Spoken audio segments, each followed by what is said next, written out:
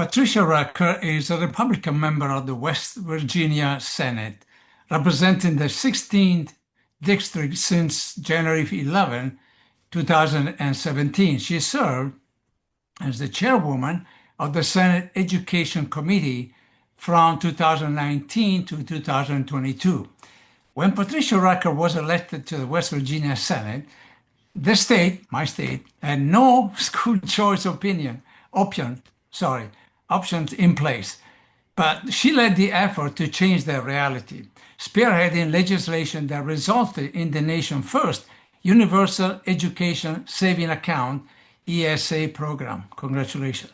Born in Venezuela, Patricia Rucker is the first Hispanic woman to represent West Virginia Eastern Panhandle.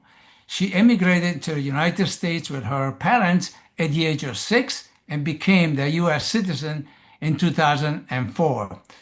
Patricia is a dear friend of our family. I present to you Patricia Rucker.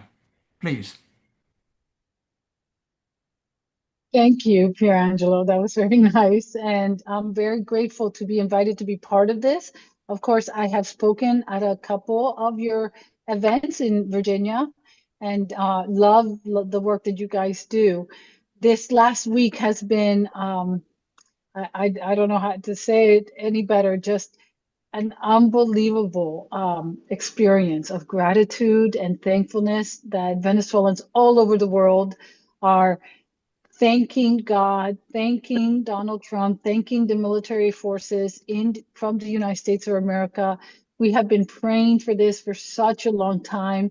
If Venezuela had not been such a peaceful country for so long, a country that did not get involved in wars, never really had the right to bear arms like the United States did. The Venezuelan Constitution was very similar to the United States, but it never adopted the Bill of Rights like that we had.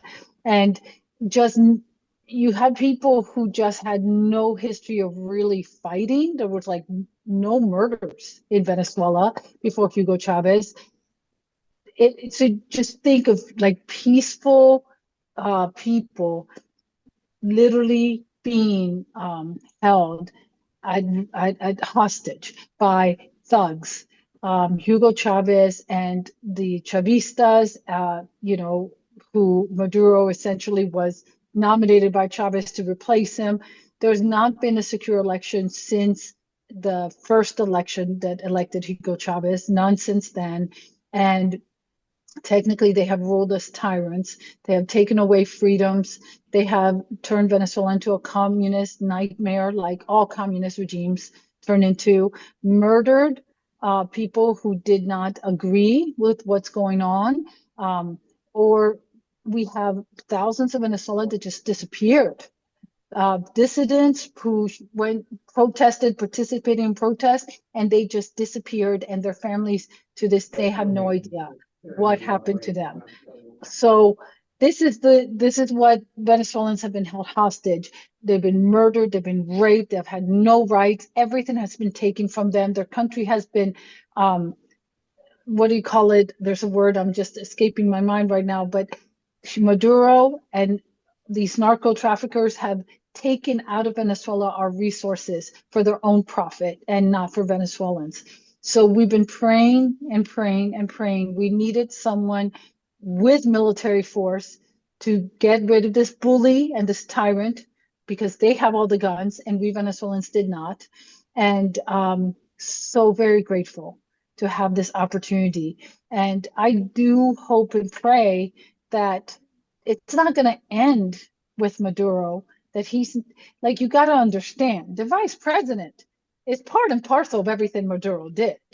All of the administration and government of Venezuela is mostly Cubans or Iranians who were brought in because Maduro knew he could not trust Venezuelans to guard him. He couldn't trust Venezuelans to do what he wanted because Venezuelans do not agree with him. They're not communists. They want to get, democracy back. So all of the government apparatus in Venezuela is not native Venezuelans. It's foreign people that have been brought in to basically pilfer our country. So these folks are not going to go willingly, in my belief. They're at least going to have to face consequences.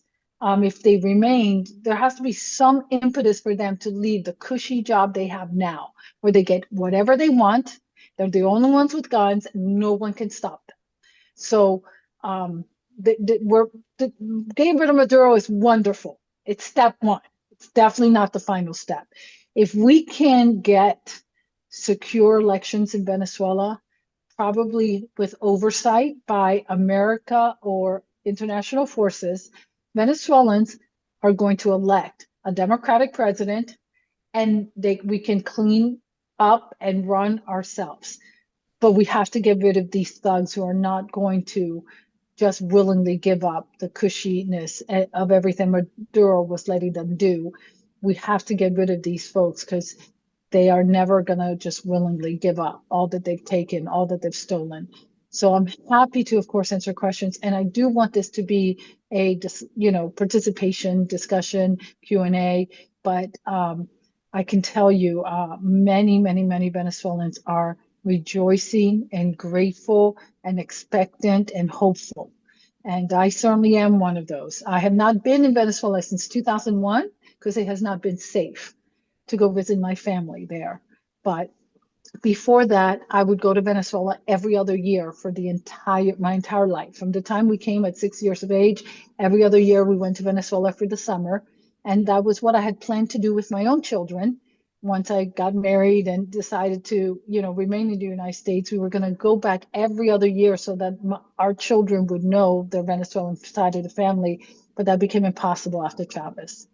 So I have not been there since 2001. I have not seen those relatives, my cousins, my aunts and uncles. Thank you, Senator Rucker. I hope we get you the opportunity to visit your family.